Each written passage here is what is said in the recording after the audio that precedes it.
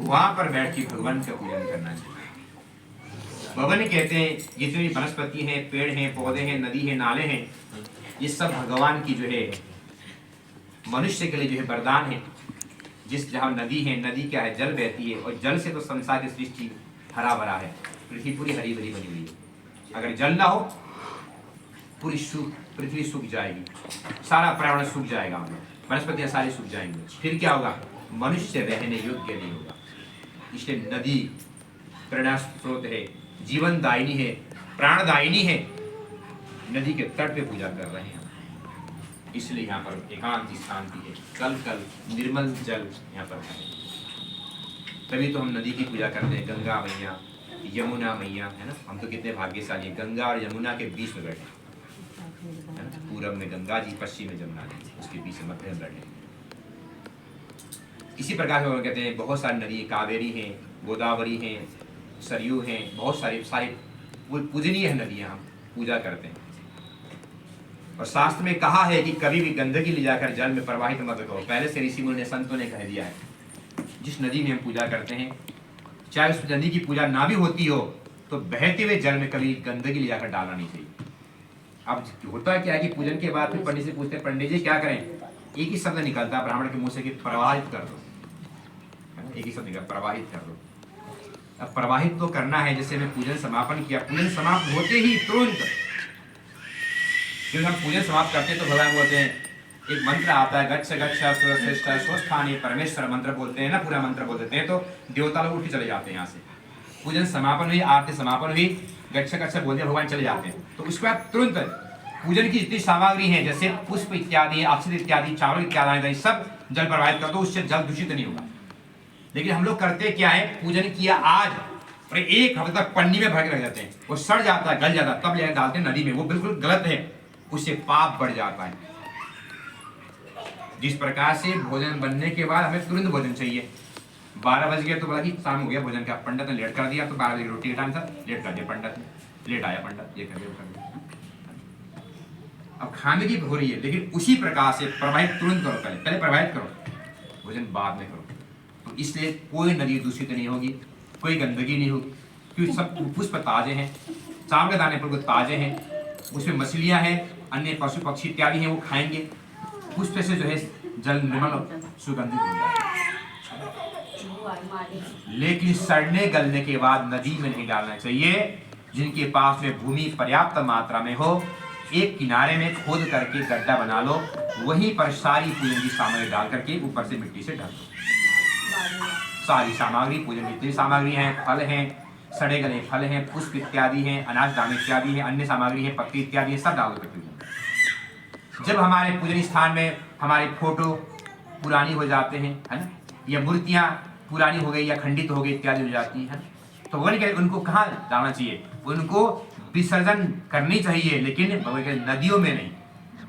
स्वच्छ पवित्र जमीन के किनारे में गड्ढा खोद करके जितने भी आपके फोटो हैं, लकड़ी से बनी हुई है फोटो हैं, या कागज से बनी हुई फोटो इत्यादि हैं, गत्ते से बनी फोटो इत्यादि हैं, मिट्टी से बनी फोटो इत्यादि हैं, पत्थर से बनी फोटो इत्यादि हैं, सब पृथ्वी के अंदर समा डाल दो।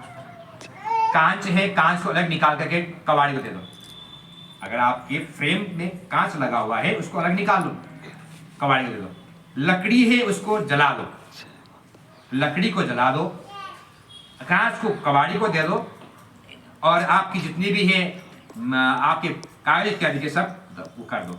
इसी प्रकार से हमारे ग्रंथ हो जाते हैं, जैसे गीता आदि धार्मिक ग्रंथ हैं, फट जाते हैं, पुराने हो जाते हैं, तो कहाँ डालें, क्या करें, लोग के मन बड़ी शंका होती है ना। पूछते हुए पंडित से, पंडित जी क्या करेंगे, उसके लिए क्या करना चाहिए, सुंदर से जो है सूती के वस्त्र में, सुन लीजिए बता रहा हूँ, वस्त्र बता रहा हूँ सूती का, टेरिकॉट के वस्त्र में नहीं, पॉलिस्टर के वस्त्र में नहीं, सूती के वस्त्र में, पूरे 101% पे सूती लिखा वो वस्त्र लिया।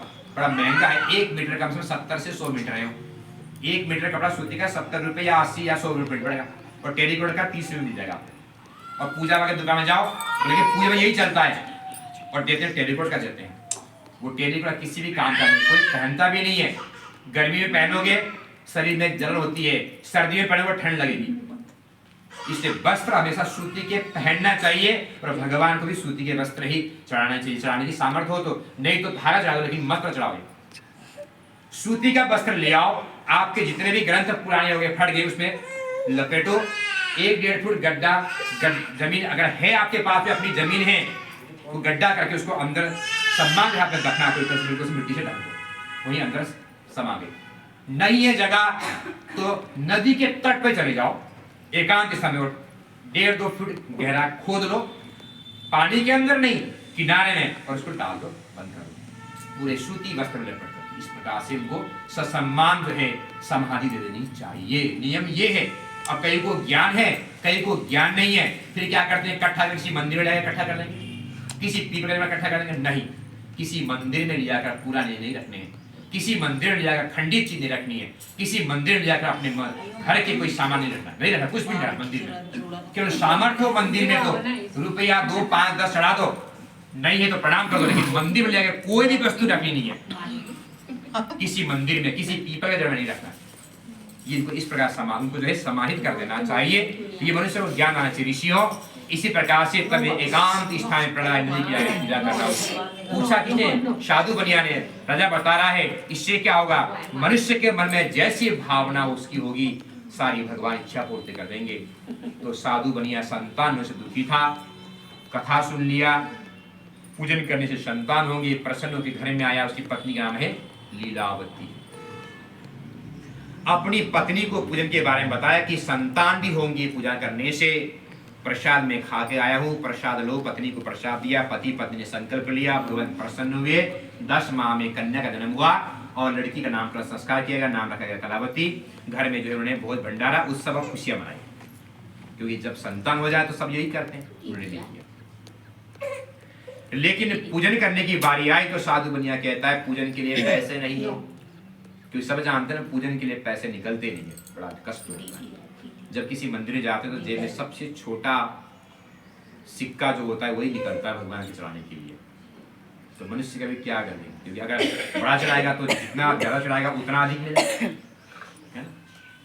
लेकिन नहीं, जो भी है, चलो जो भी, भगवान कहते हैं पैसा नहीं है। साधु बनिया फिर क्या करना, नहीं करना पूजन, हालांकि पूजा करेंगे बोल के तो आया था, संकल्प लिया, पति पत्नी ले रखा संकल्प की पूजा करेंगे, नहीं है। कब करेंगे? लड़की की शादी में करेंगे।